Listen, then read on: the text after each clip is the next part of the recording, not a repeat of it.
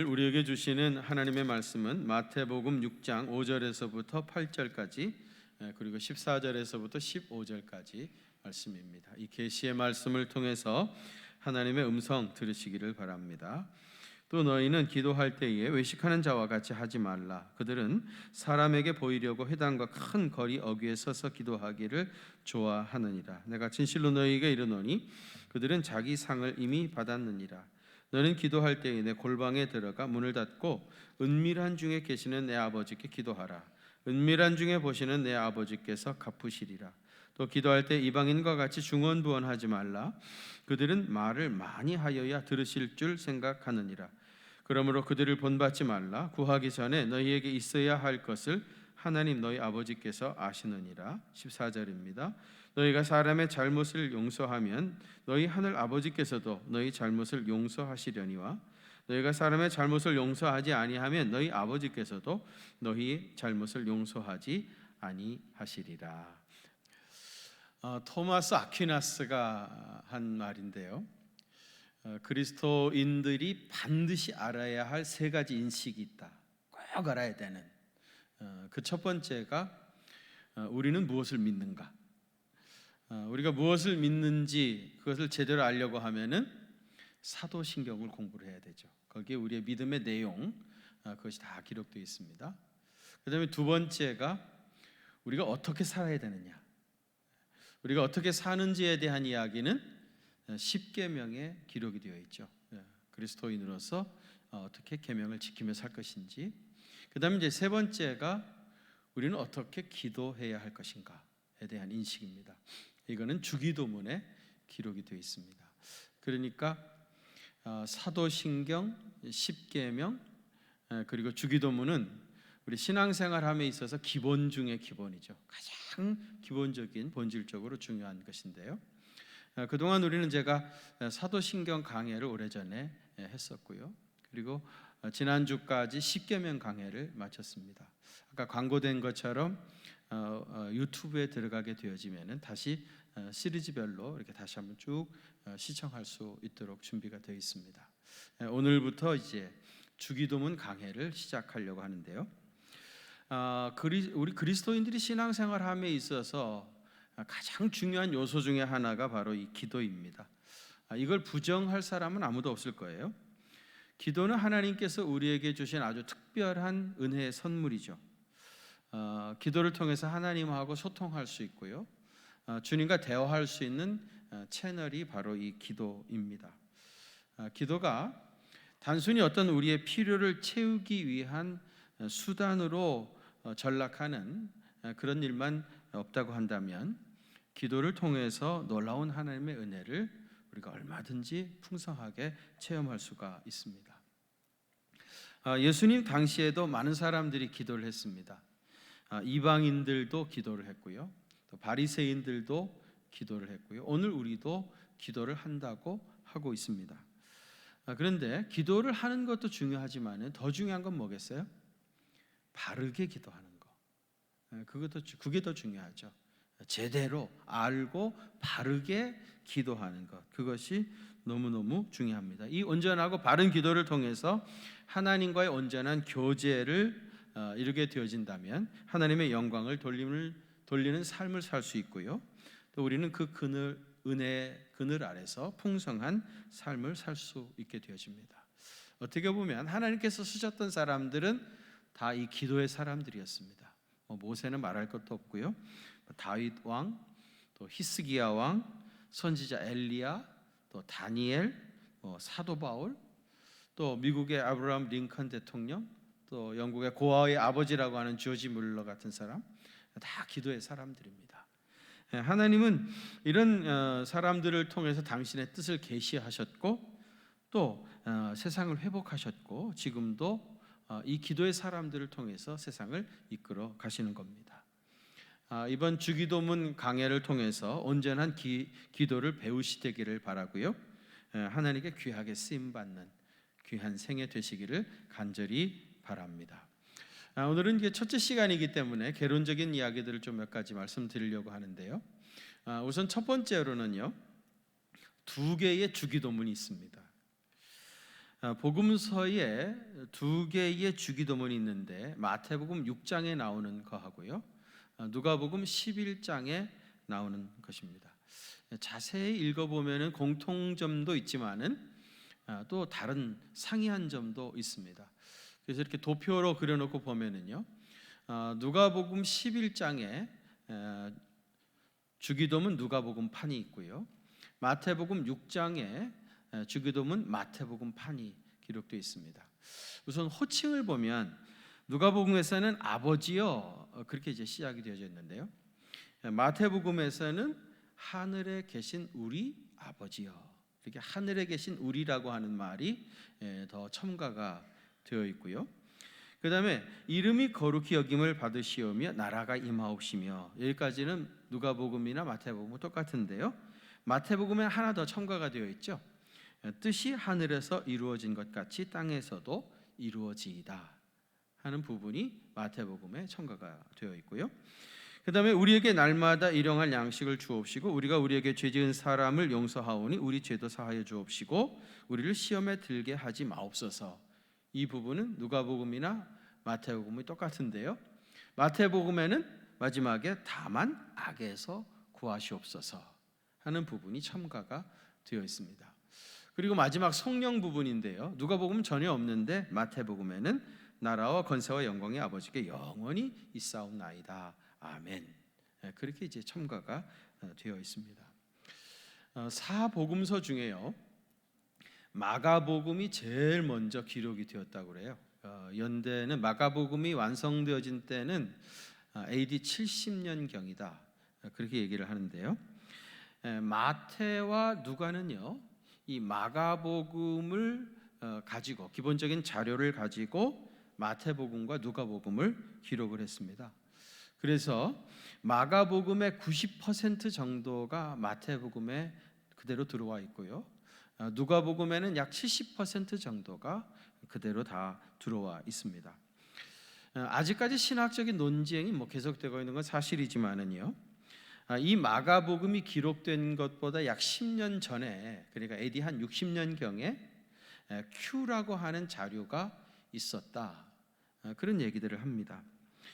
이 큐는 독일어의 그 크벨레라고 하는 말에서 왔는데요, 크벨레는 자료 그런 뜻입니다. 예수님께서 말씀하신 예수님의 어록 같은 자료가 있었을 것이라고 얘기를 합니다. 예수님께서 주 33년경에 십자가에 달려 죽으시고 또 부활하시고 승천을 하셨죠. 그리고 AD 60년경이 되어지면 이미 주님 승천하시고도 30년이나 지나갔습니다. 그러다 보니까 이제 예수님께 직접 말씀을 들었던 사람들, 또 직접 은혜를 받았던 사람들, 예수님 직접 만났던 사람들도 한 사람 한 사람씩 이제 돌아가시게 된 거죠. 사람들이 이런 생각을 했습니다. 이러다가 우리 예수님 만났던 사람들이 또 예수님께 직접 말씀을 들었던 우리들이 다 죽어버리면은, 그러면은 예수님이 행하신 기적이나 그리고 예수님 말씀하신 것들을 다 잊어버리지 않겠냐. 그러니까 우리 후손들에게 이것을 전하기 위해서 예수님이 하신 말씀들, 행하신 일들을 기록해 놔야 되겠다. 그래서 이제 예수님의 어록집 같은 것이 있었을 것이다. 그렇게 이제 얘기합니다. 이걸 이제 편리상 큐라고 하는 이름으로 이제 얘기를 하는데요. 실제로 그 고고학자들이 큐라고 하는 자료를 발굴해낸 것도 아니고요, 또 이것이 실제로 있었다고 하는 결정적인 어떤 증거가 아직 없기 때문에 이걸 하나의 가설로서 그렇게 지금 얘기가 되어지고 있습니다. 그런데 이 큐라고 하는 자료를 얘기하게 되는 이유는요, 그것이 복음서 간에 같은 부분도 있고 다른 부분도 있는 것을 설명하는데 아주 유용하기 때문입니다. 마태와 누가는요, 복음서를 쓸 때 이미 있었던 마태복음하고 그 다음에 조금 전에 말씀드렸던 큐라고 하는 자료를 가지고 기록을 했습니다. 마태, 마가, 누가복음을 비교를 해보면은 그 중에 마가복음이 제일 작죠. 그리고 마태복음하고 누가복음은 훨씬 더 내용이 많습니다. 그 말은 뭐냐면은 마태는 아까 마가복음하고 큐 자료 플러스 마태 자신이 가지고 있는 독특한 자료 혹은 그의 신학이 있었을 것이다. 이거를 이제 편리상 마태를 매튜라고 그러잖아요. 거기서 M이라고 이렇게 이제 부르는 겁니다. 또 누가도 마찬가지죠. 마가복음, 그다음에 Q, 그다음에 자기만 가지고 있는 L이라고 하는 룩에서 L이라고 해가지고 L이라고 하는 자료가 있었을 것이다. 그러니까 이런 도식이 성립할 수 있을 것입니다. 뭐 수학하는 것 같지만은 마태복음은 어떻게 된 겁니까? 마가복음 플러스 Q 자료, 그다음에 마태가 독특하게 가지고 있었던 M이라는 자료, 이것이 합쳐져 가지고 이제 마태복음이 됐다 하는 것이고요. 그다음 누가복음은 마가복음 그리고 Q 그다음에 L이라고 하는 자료를 가지고 누가복음을 기록한 것입니다. 이런 도식이 성립한다고 하면은요, 마가복음에는 없는데 마태복음과 누가복음에 나오는 내용은 어디서 왔겠습니까? Q에서 왔겠죠. 예? 그렇죠? 마가복음은 없는데 마태복음에도 있고 누가복음에도 있으면은 이건 분명히 Q에서 온 겁니다. 예를 들면 주기도문 같은 것이 마가복음에는 나오지 않고요, 마태복음과 누가복음에만 나옵니다. 그러니까 그 Q에서 왔을 거다 이렇게 이제 생각할 수 있을 것이고요. 힘든 작업이기는 하지만은 공간 복음서를 다 펴놓고 내용을 면밀하게 분석해 보면은 Q 자료가 무엇인가 하는 것을 추론해낼 수 있겠죠. 그렇죠? 그리고 마가복음에도 없고 누가복음에도 없는데 마태복음에만 나오는 거는 그건 어디서 온 겁니까? M에서 온 거죠. 그렇죠? 그다음에 마찬가지로 마가복음에도 없고 Q에도 없는데 누가복음에만 나오는 자료는 L에서 온 것일 거고요. 재미있으세요? 이런 게 재미있는 분들은 신학을 해볼 필요가 있어요. 신학자들이 그런 거 하는 겁니다. 신학자들이. 그러니 얼마나 머리가 터지겠어요. 굉장히 어려운 작업들이죠. 왜냐하면 이건 이제 성서 언어학들을 다 해가지고 그 문헌들을 비교하면서 Q라는 자료는 이런 것들일 것이고, 아마 이거는 M에 속한 것일 거다, L에 속한 것일 것이다, 이런 것들을 이제 공부하는 게 신학입니다. 마태, 마가, 누가는요 보면은 이제 공통되는 부분들이 많죠. 왜냐하면 아까 얘기한 대로 마가복음과 Q 자료를 중심으로 썼기 때문에, 그래서 마태, 마가, 누가를 공관복음이라, 같은 관점에서 기록한 복음사에 대해서 공관복음이라고 하고, 요한복음은 제4복음사라고 해가지고 다르게 취급을 합니다. 설명이 조금 따분하고 길어졌는데요, 마태복음의 주기도문과 누가복음의 주기도문이 같은 것도 있고 다른 것도 있는 이유를 설명하기 위함입니다. 마가복음에는 주기도문이 나오지 않기 때문에 주기도문에서 공통적인 부분은 분명히 Q에서 왔을 것이라고 추측해 볼 수 있고요, 아까 주기도문 도표에서 보신 것처럼 누가복음에는 없는데 마태복음에만 들어있는 듯, 아까 도표에서 가로로 묶여있던 이 부분은 M이라고 하는 자료에서 온 것일 가능성이 굉장히 많죠. 그러니까 마태는 자기의 신학을 가지고 누가복음에 있는 또 Q에 있었던 그 주기도문에다가 그런 말들을 첨가를 했던 겁니다. 이 마태가 이런 말들을 첨가했다 그렇게 얘기를 하면은 갑자기 엄청난 시험을 받는 분들이 계실 거예요. 왜냐하면은 우리가 알기로 하나님의 말씀은 1.1획도 가감 빼거나 더할 수 없다 그렇게 얘기했는데, 아니 마태가 이렇게 많은 부분들을 삽입했단 말인가? 굉장한 그 시험이 찾아오는 분들이 계실 건데요, 이거는 성경의 저자들이 성령의 영감을 받아가지고 성경을 기록할 때 그 과정을 제대로 이해하지 못하는 데서 오는 것들입니다. 성령님께서 영으로 성경의 저자들을 감동하셔가지고 성경을 쓰게 하죠. 이게 이제 영감설이라고 해가지고 성령의 감동을 받아서 이제 성경들을 기록해 가게 되어지는데, 이걸 설명하는 이론들이 뭐 신학적으로는 크게 4가지 정도가 있습니다. 이걸 다 얘기하면 시간도 없고 또 여러분 혼란스럽기 때문에 그 중에 대표적인 2가지만 좀 설명을 우선 드리려고 하는데요, 그 첫 번째는 뭐냐면은 축자 영감설 혹은 기계적 영감설이라, 그렇게 말하는 겁니다. 이거는 성경 저자들의 역할을 최소한으로 생각하는 겁니다. 그래서 예를 들면 마태가 마태복음을 기록할 때에 마태가 붓을 들고 있으면은 성령님께서 불러주는 거예요, 마태에게. 그래서 마태는 거의 성령이 말씀하시는 대로 받아 적는, 그저 받아쓰기 하는 정도의 역할을 감당했을 뿐이다. 그렇게 생각하는 것이 이게 축자 영감설. 이걸 기계적 영감설이라는 말은 기계적으로 그냥 받아 적은 것뿐이다. 그래서 이제 기계적 영감설이다, 그렇게 말하기도 합니다. 이렇게 설명하면 장점은 뭐냐면은 성경이 기록되어지는 과정에서 사람들의 역할은 최소화되어지고, 누가 다 한 겁니까? 성령님께서 다 하신 것이잖아요. 그래서 이제 굉장히 성령님께서 성경을 다 기록했다고 하는 걸 설명하는데 굉장히 좋은데, 근데 이제 문제는 뭐냐면은요, 이 약점은 뭐냐면은 오늘 이 주기도문과 같이 말이 실제로 그 공간 복음을만 읽어보면은 그 복음서마다 조금씩 다 다르게 기록되어져 있는 부분들이 나오는 겁니다. 이거를 설명할 방법이 없어져요. 아까 말씀드린 대로 이 축자 영감서를 받아들인다고 하면은 마태가 주기도문을 받았을 때는 성령님께서 이렇게 얘기하셨는데, 누가가 주기도문을 받았을 때는 다르게 말씀을 하신 거예요. 그러니까 실제로 지금 마태복음과 누가복음의 주기도문 내용이 다른 거잖아요. 뭐 공통적인 것도 있지만 다르게 말씀하신 거다. 왜 받아 적었으니까. 근데 여러분, 상식적으로 한 성령님께서 마태한테는 이렇게 말씀하시고 한 성령님께서 누가한테는 이렇게 말씀하시고, 그럴 수 있겠습니까? 그럴 수는 없잖아요. 성령님은 마태에게나 누가에게나 똑같이 말씀하셨겠죠. 그런데 왜 달라졌느냐? 그럼 어쩔 수 없이 한 성령님은 똑같이 얘기하셨는데 마태나 누가가 기록하는 과정에서 무슨 오류가 있었을 거다.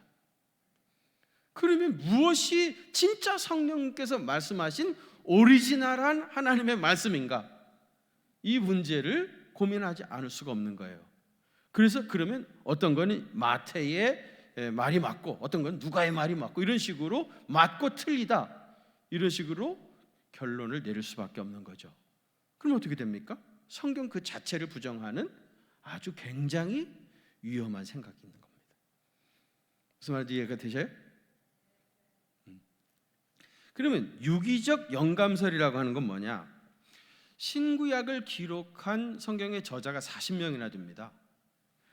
하나님은 이 저자들의 개성, 성격, 은사, 재능, 그가 받은 교육, 문화, 그가 살았던 시대의 문화, 어휘, 문체뿐만 아니라 그의 인격과 그가 살아왔던 삶의 모든 경험들을 다 사용해서 성경을 기록하게 하셨다 하는 설명입니다. 예를 들어 가지고요, 누가는 전직이 의사였죠. 누가는 의사 출신입니다.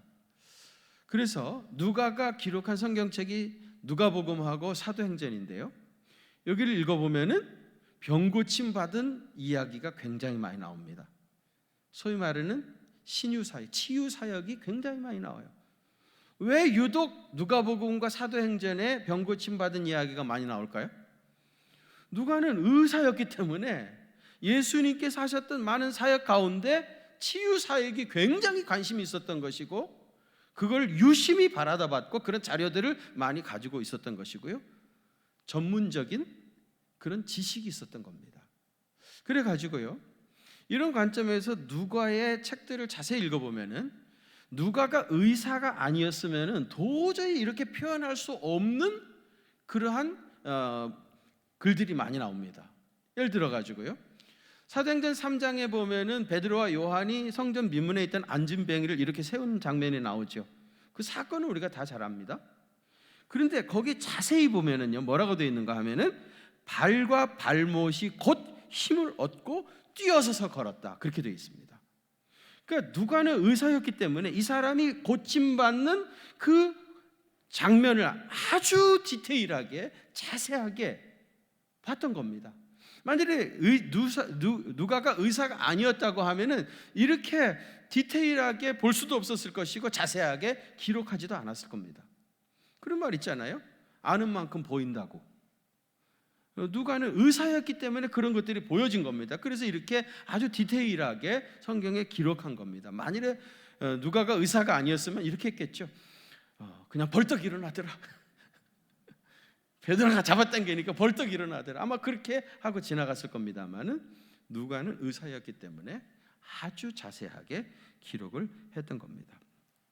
마찬가지로요, 사도 바울의 서신도 보면은 바울이 아주 즐겨 사용했던 문체나 또 문학적인 수법이나 또 그가 자주 사용했던 언어 습관, 이런 것들이 그대로 다 나타나 있어요. 그래서 바울의 서신 13개가 바울이 쓴 것이다, 그렇게 말하는데 누구도 이의를 제기할 수가 없어요. 그런데 제가 히브리서 강의할 때도 한번 말씀을 드렸습니다만, 히브리서 같은 경우는 그 내용을 쭉 읽어보면은 이거는 바울의 신학하고 똑같아요. 바울의 신학 사상하고 조금도 다르지 않은 거예요. 그 바울이 썼나 보다 이렇게 추측을 했는데, 자세하게 문학적으로 또 설득해 가는 과정이나 이런 것들을 읽어보면은 또 사용한 용어들, 단어들, 이런 걸 보면 이게 전혀 바울의 작품이라고 볼 수가 없는 것들이 너무 많은 거예요. 바울 서신하고는 비교할 수 없는 그런 것들이 너무 많은 겁니다. 그래서 이거 바울이 쓴 거 아닌 것 같은데, 아무리 생각해도 이건 아닌 것 같은데, 그래서 히브리서 저자가 누구라 아직도 확정을 짓지 못하고 논쟁을 하고 있는 것입니다. 아까 도표에서 보신 것처럼 분명히 주기도문이 누가복음 판도 있고요, 마태복음 판도 있는데, 그 내용이 다른 부분들은 그것을 마태가 어떤 이유를 가지고 첨가한 것입니다. 그 이유가 다 있었겠죠. 왜 마태가 무슨 생각을 가지고 거기다 첨가했는지 그 부분에 대해서는 제가 다음 시간에 말씀을 드리도록 하겠습니다. 우선 두 개의 주기도문이 있다. 하나는 뭐죠? 누가복음판. 두 번째는 마태복음판이 있다. 공통되는 부분도 있지만은 다른 부분도 있다 하는 것만 우선 기억하고 지나가겠습니다. 두 번째로는요, 누가복음판 주기도문의 문학적 맥락을 생각해 볼 필요가 있어요. 오늘 완전히 신학교 온 것 같으시죠? 누가복음 11장 1절 한번 같이 봉독하실까요? 시작. 예수께서 한 곳에서 기도하시고 마치심에 주여 요한이 자기 제자들에게 기도를 가르치신 것 같이 우리에게도 가르쳐 주옵소서. 아멘. 이 부분은요, 이 내용은 마태복음에는 없고요, 누가복음에만 나오는 장면인데, 누가복음에서는 예수님의 제자 중 한 사람이 예수님께 와가지고 저 세례 요한은 자기 제자들에게 기도를 가르쳤는데 예수님 우리에게도 기도를 가르쳐 주십시오. 그래서 예수님께서 그 끝에 너희는 이렇게 기도하라 하면서 주기도문을 가르쳐 주신 것으로 되어 있습니다. 그런데 예수님의 제자들이 유대인이었잖아요. 그 유대인들은 기도를 잘 알고 있었고 또 기도를 잘 드리고 있었습니다. 그러니까 예수님의 제자들이 기도를 할 줄 몰라가지고 우리에게 기도를 가르쳐 달라 그렇게 말한 것이 아니라는 거예요. 유대인들은 대표적인 기도문들을 많이 가지고 있었습니다. 예를 들면은 카디시라고 하는 기도문이 있는데, 이 기도는요, 회당에서 랍비가 설교를 마치잖아요. 그러면은 우리 주기도문 하듯이 회중들이 이 카디시를 같이 다 기도를 암송을 해서 드렸습니다. 간단하니까 그 내용을 잠깐 소개하면은요, 그분의 이름이 높여지고 거룩히 여겨지리다. 당신의 뜻을 따라 지으신 세상 속에서 당신의 나라를 통치하심이 이루어지게 되기를 원합니다. 여러분의 생애에 그리고 여러분의 앞날에 그리고 이스라엘 집안 전체의 삶 속에 신속히 그리고 조만간에 당신의 영원한 이름이 영원에서 영원까지 찬양을 받으시옵소서. 아멘. 회당장이 설교를 하면은 그 끝에 온 교인들이 이 카디시라는 기도문을 가지고 함께 기도를 했습니다. 그 다음에 테필라라고 하는 기도문이 있는데, 이 테필라를 쉐몬의 에스레라고 부르기도 했어요. 왜 그런가 하면은 이 기도문이 18가지로 되어 있는데 쉐모르 에스레는요, 히브리어에서 아라비아 숫자로 얘기하면 18이라 그런 뜻입니다. 이 기도문이 18개로 되어 있기 때문에 쉐모르 에스레 그렇게 말하기도 하고 테필라라고 말하기도 하는데요. 모슬렘은 하루에 5번씩 기도하죠. 유대인들은 하루에 3번씩 기도를 했습니다. 이 테필라를 새벽에 한 번 드렸고요, 그 다음에 오후가 시작되어질 때, 그리고 밤이 시작되어질 때 하루에 3번씩 이 테필라를 드렸습니다. 그래서 유대인들은요, 기도를 몰랐던 것이 아니고 기도를 잘 드리고 있었고, 이 외에도 많은 기도문들을 가지고 기도 생활을 잘 했습니다. 그런데 유대인이었던 예수님의 제자들이 예수님께 와서 기도를 가르쳐 달라고 질문을 한 겁니다. 어떻게 보면 생뚱맞은 일이죠. 잘 하고 있으면서, 잘 알고 있으면서 기도를 가르쳐 달라, 그렇게 요청을 한 겁니다. 예수님 당시에요, 메시아가 오셔가지고 이스라엘을 회복하시고 세상을 회복하실 메시아에 대한 기대감을 가진 사람들이 많이 있었습니다. 그런 공동체들이 많이 있었어요. 대표적으로는 바리새파 공동체죠. 바리새인들은 우리가 율법을 철저하게 지켜야, 그래야 메시아가 오셔서 우리 이스라엘을 회복하시고 그리고 하나님 나라가 임하게 되어진다. 그래서 바리새인들은 철저하게 율법을 지키기 위해서 굉장히 애를 썼습니다. 이 바리새파 공동체는 주로 중상층 이상의 사람들이 많이 가담했던 그런 공동체이고요. 또 하나는 그 에세네파 공동체가 있습니다. 이 에세네파 공동체는요, 쿰란이라고 하는 지역에서 살았던 사람들인데 대부분 다 서민들입니다. 지금도 쿰란에 가면은요, 자연 천연 동굴들이 굉장히 많아요. 최근에 그 고고학자들이 그 쿰란의 그 동굴들에서 옛날 고대 문서들을 굉장히 많이 찾아냈습니다. 그래가지고 이제 쿰란 공동체에 대한 자료들을 많이 알게 되어졌고, 그래서 많은 사람들이 지금 쿰란에 관심을 가지고 있는데요. 이 쿰란 공동체에 살았던 이 에세네파 사람들은요, 그 동굴에서 성경을 필사하는 일들을 굉장히 열심히 했어요. 성경을 복사를 해가지고 후손들에게 유업으로 물려주기 위해서.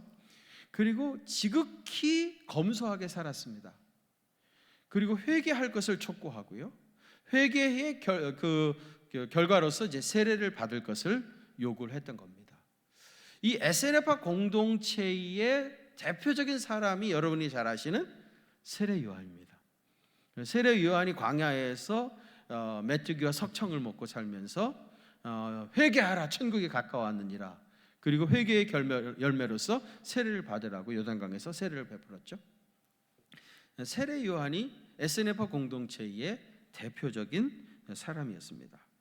그런데 여러분, 당시에 이런 공동체 사람들이 있었는데 바리새인이나 에세네파 사람들은요, 자기들의 신앙적인 내용을 함축할 수 있는 그런 공동의 기도문을 만들어서 예배를 드릴 때마다 그 기도문을 같이 암송을 했고, 그리고 그 기도문을 후대에 계승을 했습니다. 사실 아까 얘기했던 테필라나 카두시 같은 것도 유대인 공동체를 결속하기 위한 기도문이었죠. 유대인 공동체의 기도문이었다면 바리새파 공동체 또 에세네파 공동체에서도 그들이 가지고 있었던 기도문들이 있었던 겁니다. 그들의 신학 사상을 한마디로 요약을 해가지고 만든 기도문입니다. 그러니까 세례 요한도 그의 제자들에게 이 기도를 가르쳐가지고 만들어서 가르쳤던 겁니다. 그래서 예수님의 제자가 와가지고 요한이 자기 제자들에게 가르친 것처럼 우리도 기도를 가르쳐 주십시오, 그렇게 요청을 한 거예요. 그래서 그 끝에 예수님이 주기도문을 가르치신 거잖아요. 이 말은 뭐예요? 주기도문이라고 하는 것은 예수 공동체의 가장 중요한 사상을, 신념을, 가치를 거기에 다 담은 것이다. 예수 공동체의 가장 중요한 내용을 거기에 담아가지고 예수님께서 제자들에게 가르쳐 주신 것이고, 그리고 그 기도문을 계속해서 기도하게 하셨던 거예요. 실제로 이 기독교가 유대교에서부터 나왔잖아요.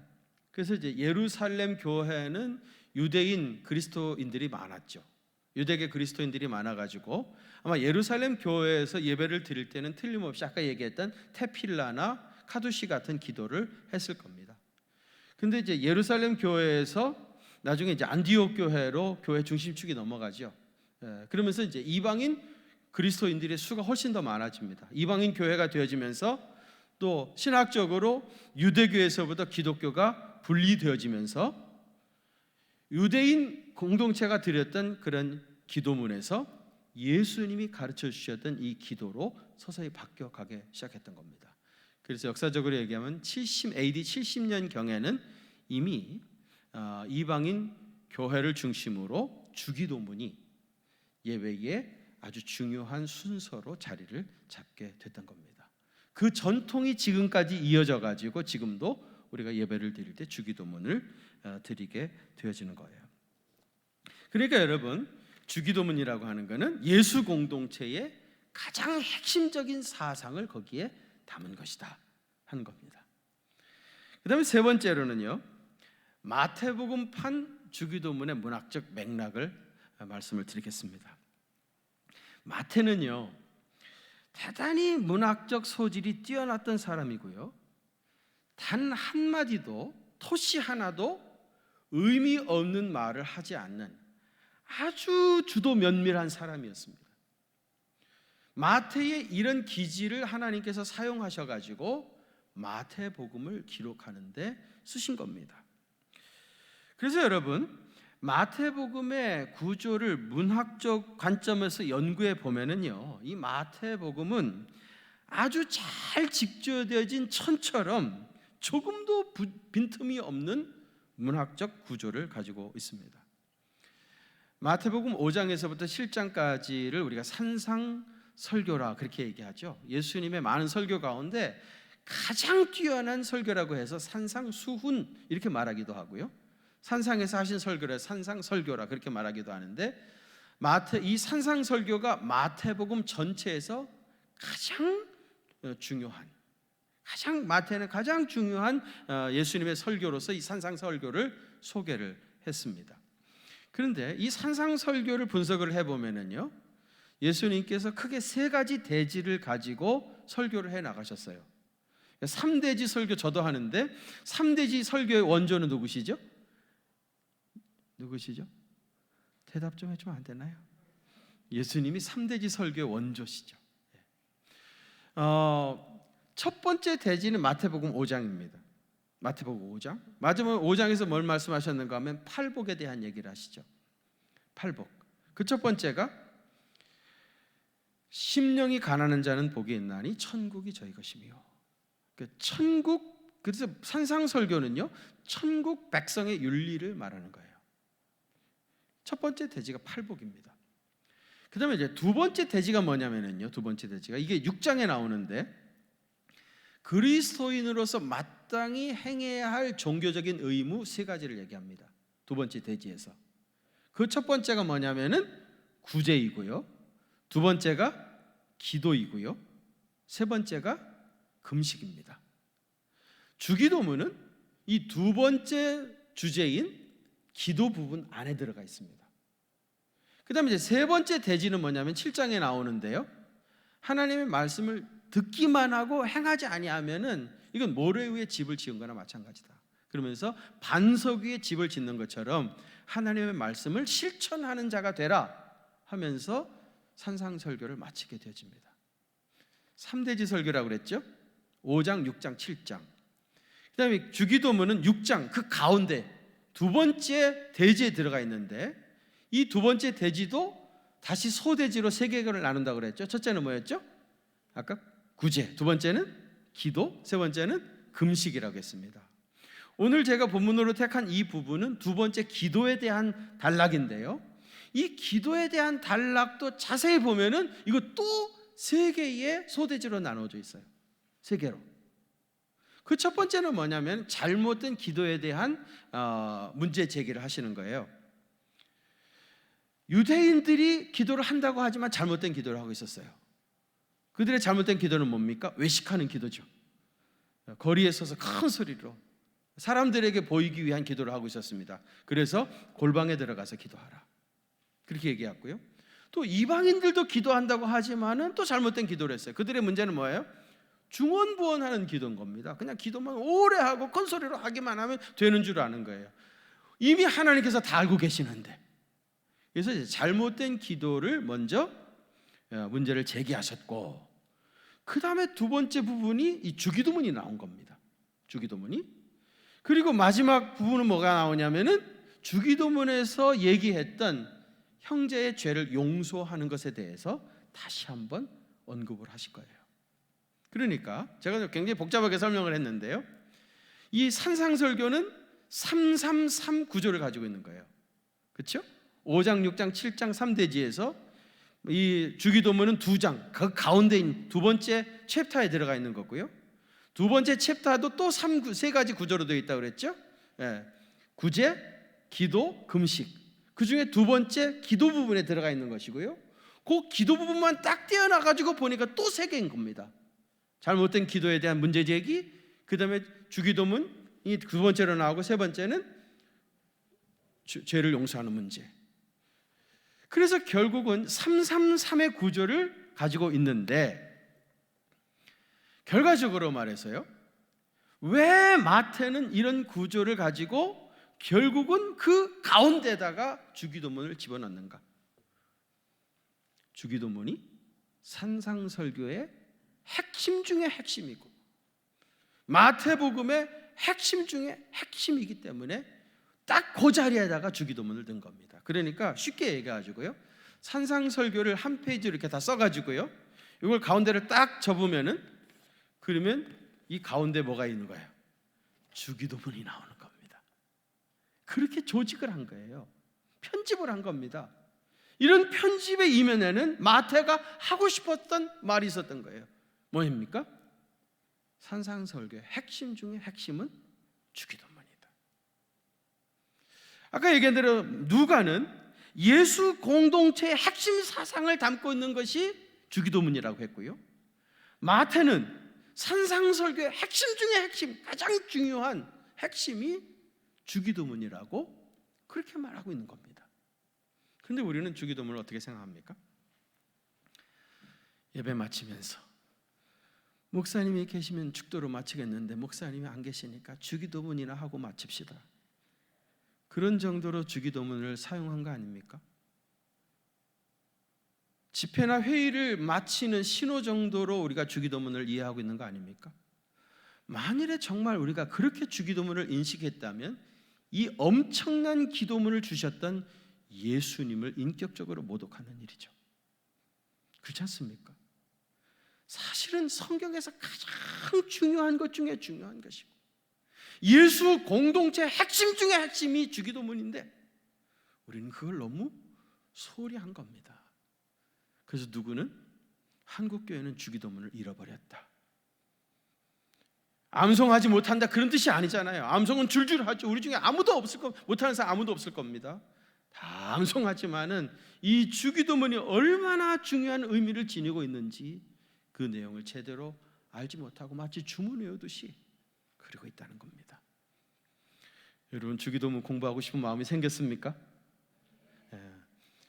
앞으로 성령님께서 우리를 인도하여 주셔서 이 주기도문 속에 숨겨져 있는 하나님의 놀라운 비밀들을 깨우쳐 주실 것이고요, 제대로 기도를 알고 바르게 기도를 행함으로 우리 주님이 주시는 놀라운 평강과 은혜를 마음껏 체험하는 귀한 생애 되시기를 주님의 이름으로 축원합니다.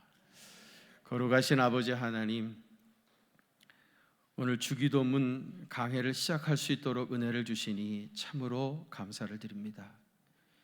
이제 이후로 성령님께서 우리를 인도하여 주셔서 이 위대한 기도, 주님이 당신의 제자들에게 직접 가르쳐 주셨던 이 기도의 그 깊은 의미들을 깨닫게 하시고, 그래서 바른 기도를 통해서 주님과 깊은 만남이 이루어지게 하시고, 주님과 가슴과 가슴으로 통하는 기도의 사람 되게 하여 주셔서 우리 주님이 기도의 사람을 통하여 하나님의 놀라운 뜻들을 이루어 가신 것처럼 우리가 그렇게 쓰임 받는 주님의 참된 제자들 되게 하여 주옵소서. 이제는 우리 구주 예수 그리스도의 그 크신 은혜와 하나님 우리 아버지의 무한하신 사랑하심과 성령님의 위로하심과 교통하심이 우리 경기중앙교회 사랑하는 성도들과 또 저들의 가정과 그 생업의 현장들 위에 또 우리 조국 대한민국과 또 북녘 땅에 있는 내 사랑하는 동포들과 코로나19 바이러스 때문에 고통을 당하고 있는 전 세계 모든 나라와 그 백성들 위에 이제로부터 영원토록 함께 계시옵기를 간절히 축원하옵나이다. 아멘.